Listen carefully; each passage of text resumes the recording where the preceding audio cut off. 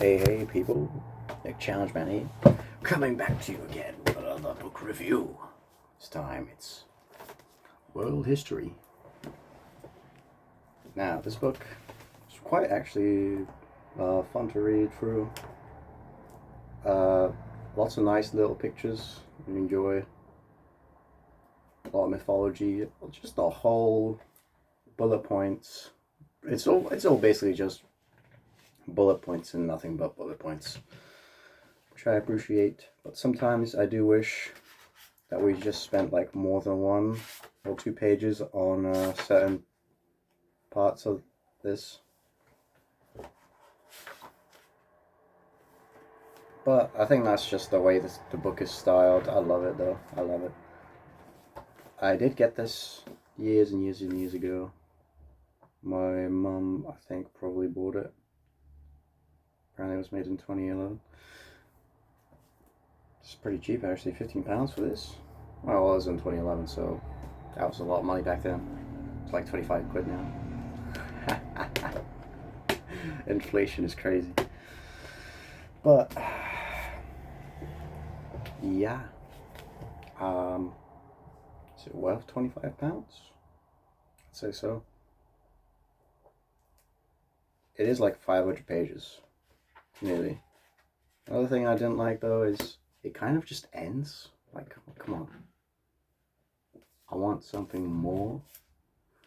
But it just kind of ends at Latin America, like randomly. We kind of know what happened, and then, yeah. We don't even get to like 2000s, except in some parts. It kind of jumps all over the place. It kind of goes by, you just get the impression, which in world history you'd like to get, to be fair, where events just happen, pop into, we go by country, or region and region, or people by people, all over the place, all over the world. But there's no timeline, really. Like, we just jump, in terms of time, like, we just jump vaguely, like, into the same time frame as like the previous part or the part after.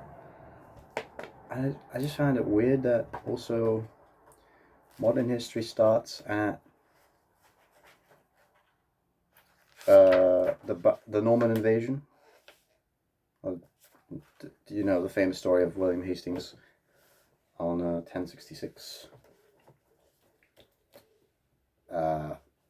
But I think if I were to make this book, I would give like more eras. Like, you can't just have ancient and modern. Like, come on. Like, ancient goes from barely humans, Neanderthals, like 200k years ago.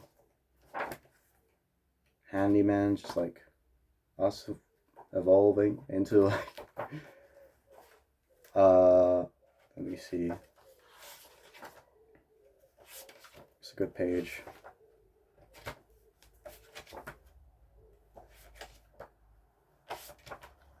To like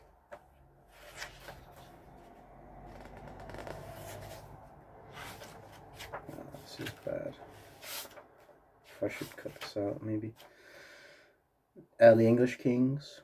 So that's like 200,000 plus 1,000.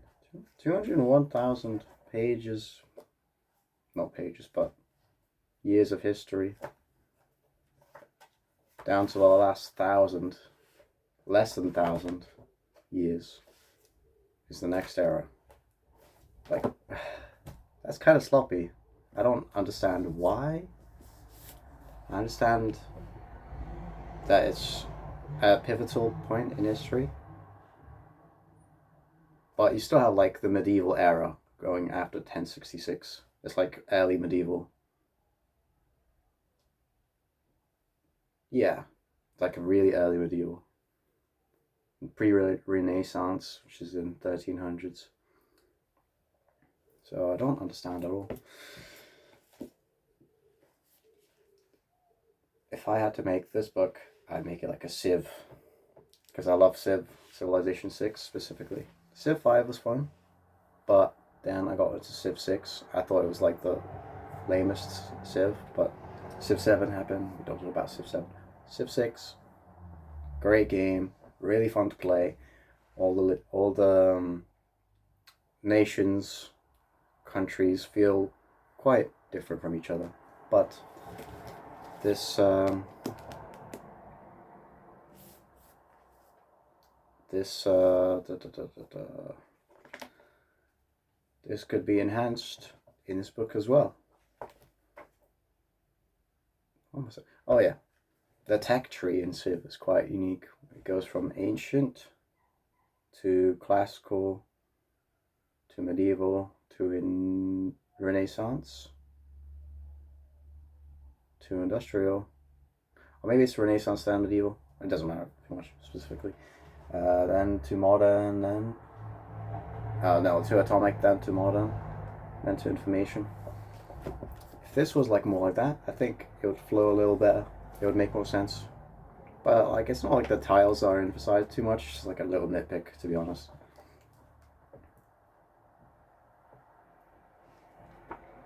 So some of the dates. Oh yeah, I love the illustrations here. Like, look at this. It's so nice. There's like a mix of drawings, stencils, watercolor drawings, you could say, yeah, paintings, like artifacts, like here, see, Anglo-Saxon, helmet, that used to be from one of those important kings,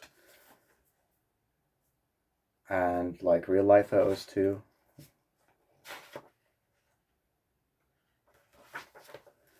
This guy, Hirohito.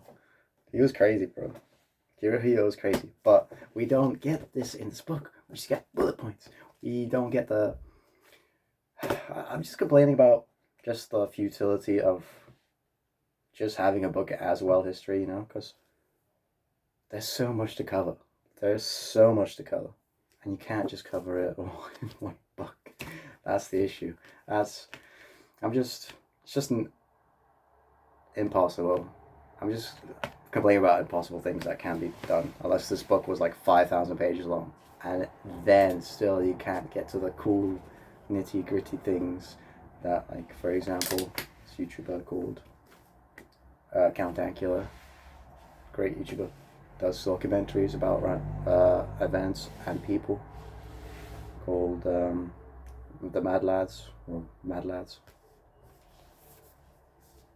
And if that was like the format here, that'd be sick, but it wouldn't be world history, you know what I'm saying? Unless you just make it Wikipedia. Print out Wikipedia. This is like what I see be an enhancement, but obviously, like, who wants to read 5 billion pages? Not me. Anyway, it's a good book. I give it like solid 8 or 9. Can't really make it that much better. Sometimes I do think it focuses on random stuff that doesn't matter. Like, I just read, that was the funniest part in my reading today, was they said in Russia one of the pivotal events was like a McDonald's opened. And the breakup of the years. In 1989, a McDonald's restaurant opened in Moscow. That's so funny.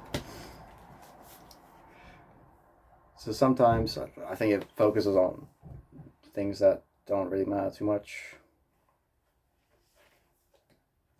But it is comedic, to be fair, as well. Yeah. I do recommend people read it, though. It's still pretty good.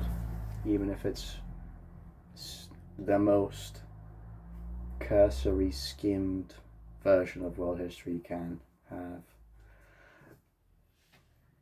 and for the price it's a bargain, because if you actually were to cover world history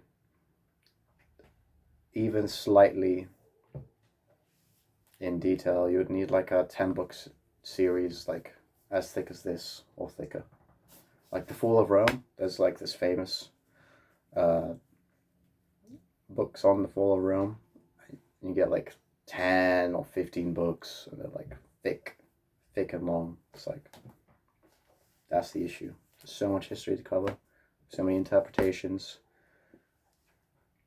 so many like stories you can follow up on, things lost to time, things found again. Like, I've been reading on the news that it's been like we've been digging up old fossils. They constantly dig up old fossils in England because, you know, 1,000 years of history and artifacts you can glean even more than that sometimes. Where it depends on where people used to live, but just they dig up a plot for Sainsbury's. They just find like ancient coins or like a little broken industrial Hoover or something, or like they found, one of the bigger news was like they found like this keel, not keel, it was it, so like a big barrel for, what's it called, the big guns on trade ships in the 1500s.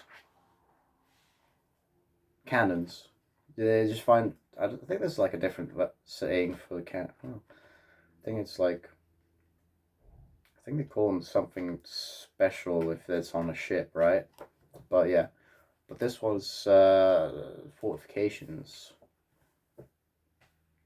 like around the industrial times. I don't know, something like that. They just found it randomly, you know. It's crazy, isn't it? So yeah. Anyway, I'm rambling, so I'm gonna stop now.